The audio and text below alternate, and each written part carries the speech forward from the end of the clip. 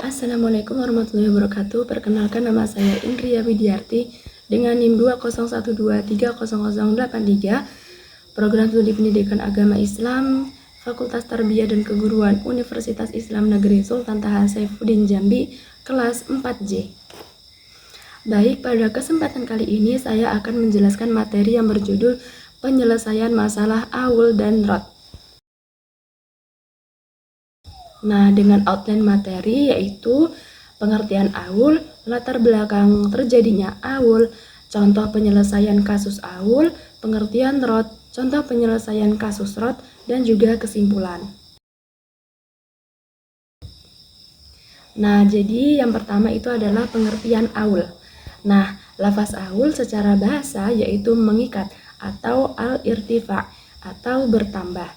Nah, sedangkan menurut istilah ahli fikih, aul ialah meningkatkan angka asal masalah yang diperoleh dari jumlah total perolehan masing-masing ahli waris. Peningkatan angka asal masalah tersebut dalam rangka menghindari kekurangan harta, karena jika angka asal masalah tidak ditingkatkan, maka akan terjadi kekurangan harta. Inilah salah satu manfaat praktis adanya asal masalah. Aul biasanya terjadi ketika ahli waris banyak dan semuanya berasal dari rumpun ahli waris daw al-furud, sehingga menghabiskan semua harta dan bahkan bisa kekurangan harta. Sehingga diperlukan meninggikan asal masalah agar semua ahli furud dapat memperoleh hak-haknya. Namun demikian, konsekuensinya adalah adanya pengurangan kadar bagian yang harus ditanggung oleh masing-masing ahli waris secara proporsional, namun tidak sampai kehilangan haknya.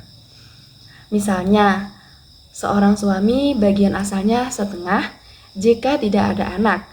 Karena diselesaikan secara aul, bisa saja berkurang dari setengah menjadi sepertiga. Kemudian, latar belakang terjadinya aul itu seperti apa sih?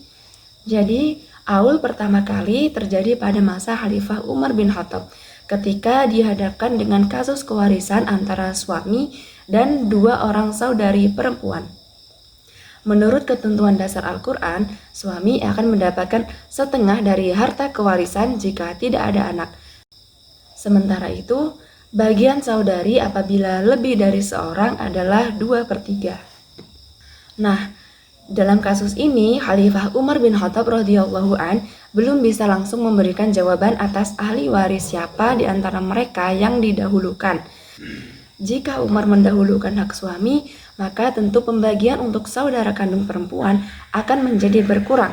Dan begitu juga sebaliknya, maka hak suami akan berkurang jika yang didahulukan adalah hak saudara kandung perempuan. Atas dasar permasalahan tersebut, Umar mengundang seluruh para sahabat untuk dapat memberikan pemahaman agamanya untuk memutus suatu perkara yang belum pernah terjadi sebelumnya pada masa Rasulullah SAW.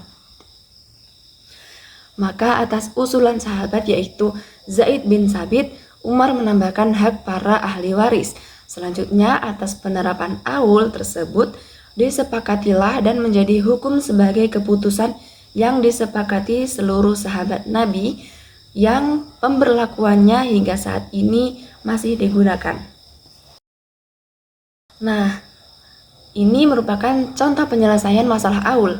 Di dalam tabel dijelaskan bahwa harta waris sebesar 120 juta, sedangkan ahli warisnya itu ada istri, ibu, dua saudara perempuan sekandung, dan saudara seibu. Nah, saham ataupun bagian istri sebesar 1/4, bagian ibu sebesar 1/6, bagian dua saudara perempuan sekandung sebesar 2/3, dan bagian saudara seibu sebesar 1/6. Nah, kita sudah memperoleh bagian penyebutnya, yaitu ada 4, 6, 3, dan 6. Maka selanjutnya kita mencari KPK atau asal masalah yang bisa dibagi dengan penyebut tersebut. Maka didapatlah asal masalahnya ialah 12.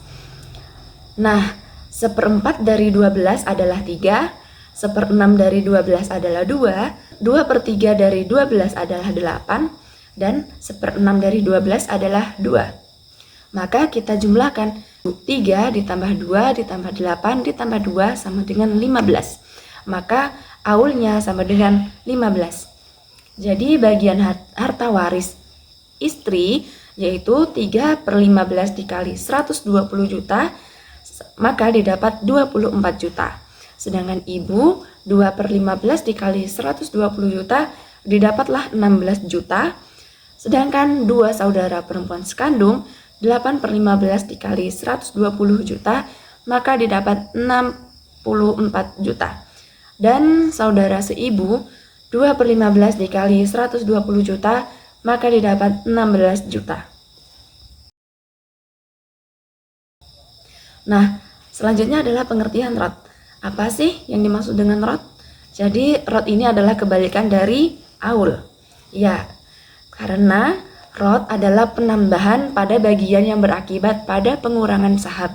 Maka dikembalikan sisa dari bagian ashabul furud kepada ashabul furud berdasarkan nasab sesuai dengan saham mereka dan tidak dikembalikan kelebihan tersebut kepada suami maupun istri. Nah, menurut jumhur ulama, kelebihan harta warisan hanya boleh diberikan kepada ashabul furud yang mempunyai hubungan nasab dan tidak terhalang oleh ashabul furud lainnya. Dengan demikian, suami maupun istri tidak dapat menerima kelebihan harta warisan sebab keduanya ashabul furud karena perkawinan dan bukan karena hubungan nasab. Nah, ini merupakan contoh penyelesaian masalah rot. Kita perhatikan dalam tabel bahwa harta waris sebesar 24 juta, sedangkan ahli warisnya yaitu ada istri, nenek, dan dua saudara seibu. Nah, saham ataupun bagian istri sebesar 1/4, bagian nenek sebesar 1/6, dan bagian dua saudara seibu sebesar 1/3. Nah, kita sudah mendapatkan penyebut yaitu 4, 6, dan 3. Lalu tugasnya adalah mencari KPK yang bisa dibagi dengan penyebut tersebut. Maka didapatlah asal masalahnya yaitu 12.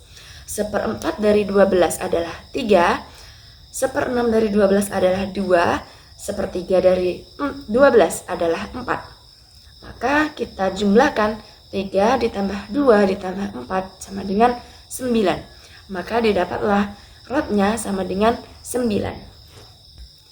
Maka bagian harta waris istri sebesar 3/12 dikali 24 juta sama dengan 6 juta. Nah, karena semula harta warisnya adalah 24 juta, kemudian dikurangin oleh bagian istri sebesar 6 juta, maka sisa 18 juta. Nah, sisa inilah yang kemudian diberikan oleh nenek dan dua saudara seibu. Maka bagian nenek adalah 2/6 dikali 18 juta sama dengan 6 juta. Sedangkan dua saudara seibu adalah 4/6 dikali 18 juta, maka hasilnya 12 juta. Jadi kesimpulannya adalah dalam hukum waris Islam, aul dan rot merupakan dua mekanisme penting yang digunakan untuk menyelesaikan pembagian harta warisan.